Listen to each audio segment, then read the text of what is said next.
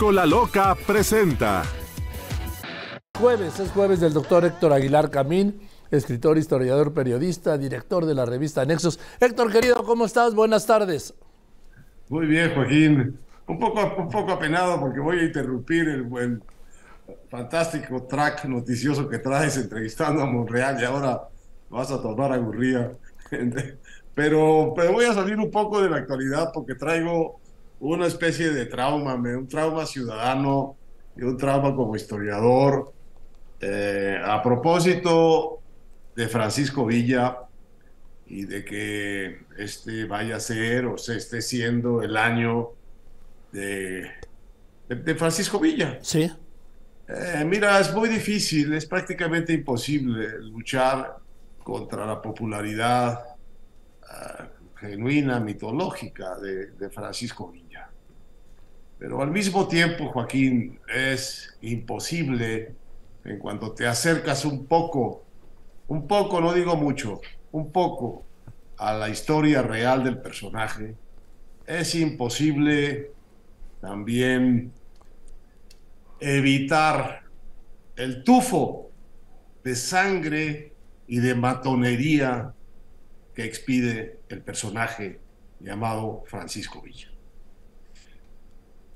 De todos los próceres mexicanos que hay, es el único, de todos los guerreros importantes de la Revolución, de todos de la Reforma, es el único del que tenemos reiteradas pruebas, evidencias de que era un matón por su propia mano, un matón cruel, iracundo, despiadado,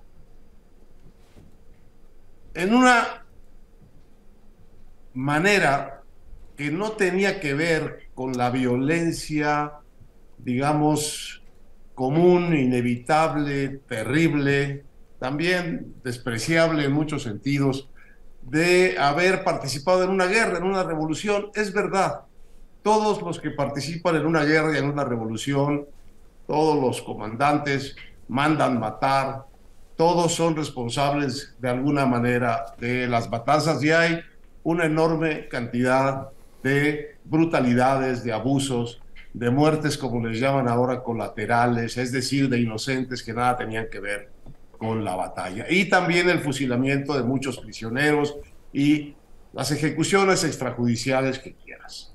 Es verdad que ese es el contexto, pero ninguno de los otros generales revolucionarios tiene una historia dentro de ese contexto de haber matado por mano propia, con saña, con brutalidad y ordenado matanzas como Francisco Villa.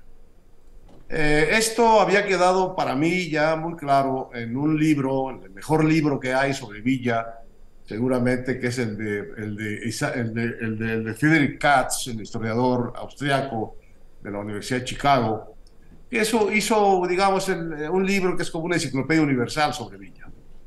Y ahí está presente el matón una y otra vez, el que manda a matar soldaderas, el que manda a dinamitar a dos mujeres porque le gritan, el que mata personalmente. Él mismo se congratulaba, se vanagloriaba de haberle levantado la cesera él personalmente, solo con la mano derecha, a más de 100,000 personas. Desde luego estaba fanfarroneando, no eran 100,000, pero probablemente 1,000 o 2,000 sí. Y ahora, Joaquín, ha aparecido un libro que me ha devuelto intacto y aumentada esta sensación de que hemos consagrado como un héroe popular, tanto en el ámbito oficial como en el ámbito popular, y es muy importante que sea en los dos ámbitos, a un personaje, Joaquín, con el que realmente no quisieras cruzarte en la calle, porque es un matón siniestro, un matón compulsivo, un matón el detalle de cuyos actos de violencia no puede menos que pararte los pelos de punta. Y este libro es un libro que ha hecho con un extraordinario rigor un historiador chihuahuense, una ciudad de Chihuahua, que se llama Reidesel Mendoza. y ha ido a oír la voz, no de los mitos, no de los consagradores de Villa, sino de las víctimas, de los familiares de las víctimas, de las gentes que recuerdan que alguno de sus familiares, sus abuelos, sus padres, en fin, sus ancestros, fueron víctimas de un homicidio por parte de Villa o de una violación o de alguna barbaridad. Y este es un libro que está empezando a circular en su segunda edición, había aparecido en 2017, yo apenas lo encuentro ahora. Se llama Los crímenes de Francisco Villa, testimonios. Es una edición de autor, no tiene edición, pero se puede encontrar en Amazon. Bueno, en este libro están documentados con todo rigor historiográfico, porque no es un libro de oídas, es el libro de un historiador muy serio. 50 casos de crímenes asociados con Villa, en los cuales perdieron la vida por mano del propio Villa, por sus órdenes o por sus lugartenientes, que eran una buena parte de ellos, otros criminales del tamaño de Villa o parecidos, aunque del tamaño de Villa es difícil igualar. Bueno, en estos 50 casos que documenta Reidesel Mendoza, mueren alrededor de 1,500 personas. Entre ellas están las historias de dos ancianas, dos mujeres a las que Villa manda dinamitar, otras dos a las que manda quemar con petróleo, el fusilamiento de todos los hombres de un pueblo que resisten un poco la entrada de sus tropas, la decisión de que fusilen a 80 soldaderas, esposas de soldados federales que le vienen a protestar y a pedirle por la vida de sus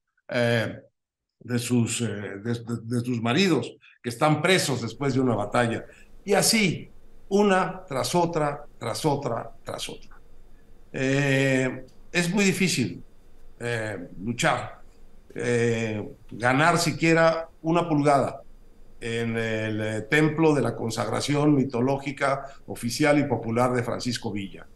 Pero este libro nos recuerda que esa consagración popular y oficial es la consagración de un homicida patológico, de un matón de tamaños increíbles, cuyas fechorías, cuyos abusos, cuyos crímenes están documentados y están vivos en la memoria de una enorme cantidad de familias en el norte, sobre todo en el norte de México, en Durango, en Chihuahua, en Sonora, cuyo relato de las barbaridades de este señor deberían por lo menos de hacernos pensar un poco en qué nos pasa en el ámbito oficial y en nuestra cabeza por haber consagrado y tener la impresión de que este señor es el rayo justiciero, es la encarnación de la ira popular. Te voy a contar solo un detalle de este señor Francisco Villa, que quiere que le confiesen una cosa y quieren que le den dinero un grupo de personas en un pueblo, y decide irlos ahorcando uno tras otro si no le dan el dinero o la información que él quiere, la información que no le pueden dar, y se sienta en una silla a ver cómo los ahorcan de un huizache uno por uno durante 4 o 5 horas. Es un caso de 50 que están documentados aquí. Hay muchos casos que tienen que ver con los crímenes de los lugartenientes de Villa. Esos vamos a dejarlos a un lado. Hay otros que tienen que ver con la brutalidad de la guerra.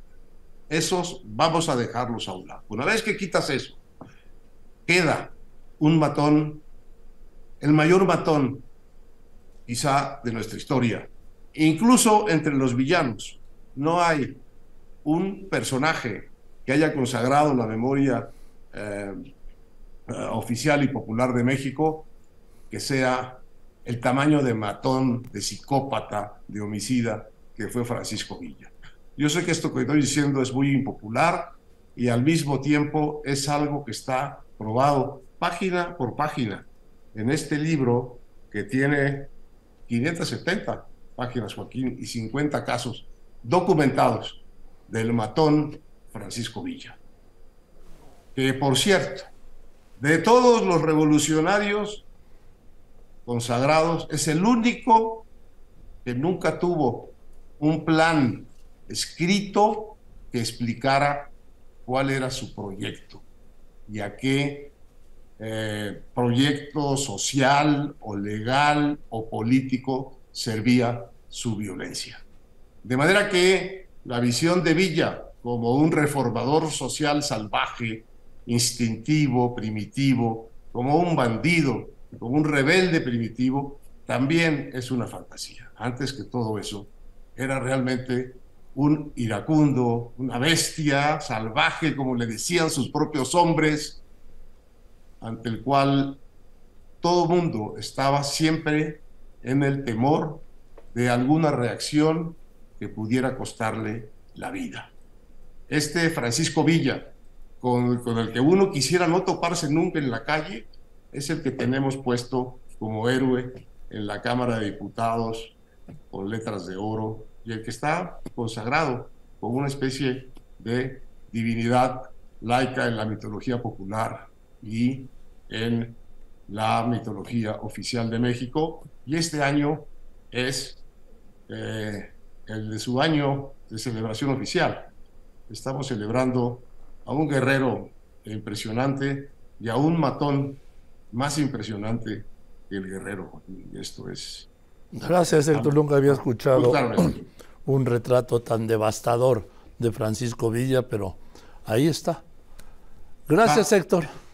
Ahí está. Te mando un abrazo. Gracias. Nos vemos el jueves.